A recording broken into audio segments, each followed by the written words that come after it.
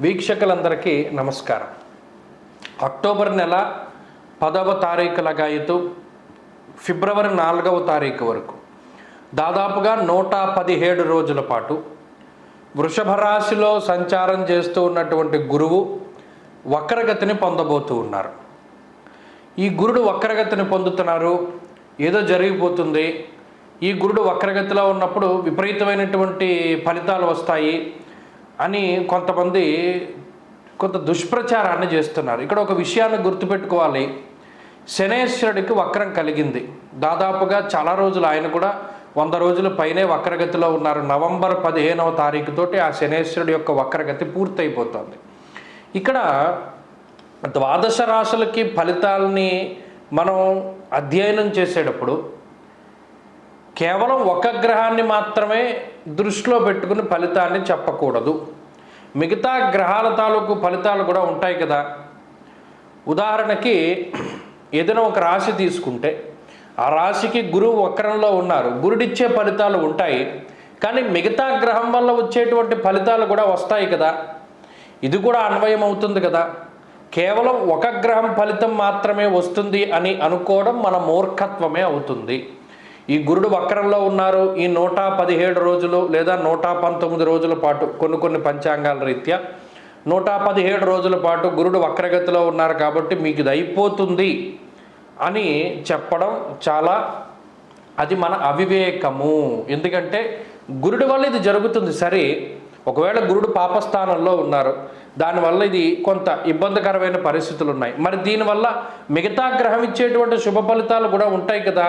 దాన్ని కూడా మనం దృష్టిలో పెట్టుకోవాలి. కాబట్టి ఇందులో మేము చెప్పేటువంటి ఏ ఫలితమైనా ఒక గ్రహం వల్ల మాత్రమే మీకు ఇది వస్తోంది అని చెప్తున్నాం. కానీ అట్ ద సేమ్ టైం ఇంకొక గ్రహం వల్ల ఏదైనా శుభ ఫలితం కనుక వస్తే ఈ చెడు అన్నది తగ్గుముఖం పడుతుంది. ఇది ప్రధానంగా గుర్తుపెట్టుకోవాలి.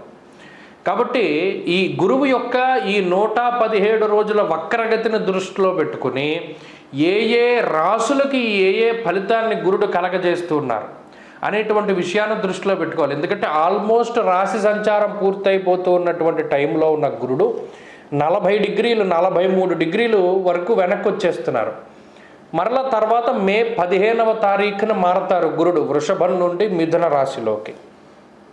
కాబట్టి ఈ రోజులు 117 రోజులు అటు మేషం నుండి మీనం వరకు ఏ రాశికి ఏ ఫలితాన్ని ఇస్తున్నారు గురుడు అనేటువంటి విషయాన్ని గనక పరిశీలన చేస్తే మీనరాశి వారికి ఈ గురుడు యొక్క మార్పు అనేటువంటిది ఎడారిలో నీళ్లు లాంటిది. నిజంగా చెప్తున్నాను, ఈ 117 రోజుల పాటు మీనరాశి వారికి ఒక అదృష్టమైనటువంటి కాలంగా చెప్పచ్చు. ఎందువల్ల అంటే ప్రత్యేకించి ఈ గురుడు మారినటువంటి గ్రహస్థితి, వక్రగతిలో ఉండేటువంటి గురువు ఇచ్చేటువంటి ఫలితాలు జీవితంలో పెను మార్పులకి కారణమవుతాయి. ఏమీ లేదు, ఎడారి. ఎందుకంటే అటు అర్ధాష్టమ కుజుడు, శనిగ్రహం, ఏలినాటి శని, గురుబలం లేకపోవడం, జన్మరాహు పీడ, ఎటు చూసినా ఏమీ లేవు అవకాశాలు. అంతా కూడా ఇంకిపోతుంది, అంతా కూడా పాడైపోతుంది జీవిత పరిస్థితులు. స్వయంకృతాపరాధాలు, ఇతరులు మోసం చేయడాల దగ్గర నుండి అన్ని ఇబ్బందులు.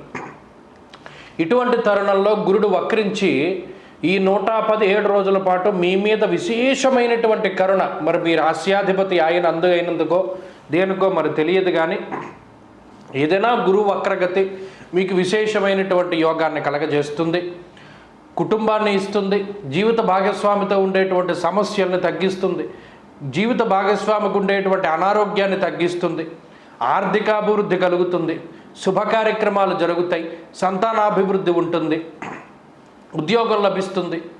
ఉద్యోగ, వ్యాపార, వ్యవహార, వ్యవసాయాది రంగాలన్నీ కూడా చాలా అత్యద్భుతంగా ఉంటాయి. విపరీతమైనటువంటి రాజయోగం ఇస్తాడు గురుడు.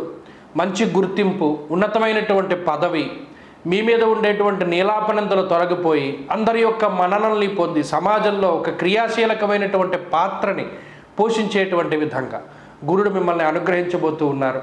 ఈ 117 రోజుల వక్రగతిలో అనేకమైనటువంటి శుభ ఫలితాలని అనుభవించేటువంటి రాశుల్లో ప్రధానమైనటువంటి రాశి మీనం. కాబట్టి ఈ గురుడి యొక్క వక్రగతి మీకు అనుగ్రహంగా ఉండి మరిన్ని శుభ ఫలితాలు అనుభవించాలి. గురుడి యొక్క అనుగ్రహం పరిపూర్ణంగా ఉండాలని కోరుకుంటూ స్వస్తి.